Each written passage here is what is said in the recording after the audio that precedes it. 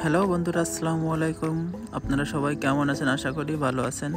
আজ আপনাদের আর একটা ভিডিওতে স্বাগতম। আজ আমি আসছি একটা সুপার মার্কেটে। আমাদের কোম্পানিতে আমাদের সাথে কাজ করে জাপানিজ নাকাতা-সান। তিনি আমাদের বিভিন্ন এই গরম উপলক্ষে বিভিন্ন ফল এবং জুস এবং ড্রিঙ্কস এগুলো আর কি কিনে দেওয়ার জন্য আর কি নিয়ে আসছে আমাদের।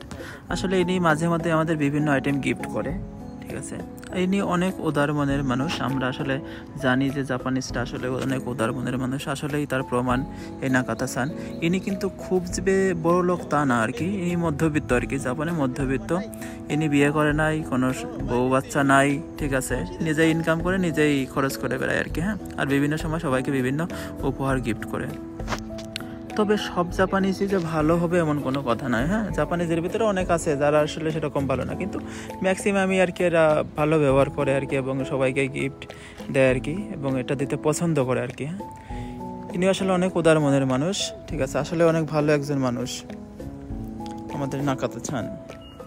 ওকে, সবাই ভালো থাকবেন, সুস্থ থাকবেন। আর একটা ভিডিওতে দেখা হবে ইনশাল্লাহ।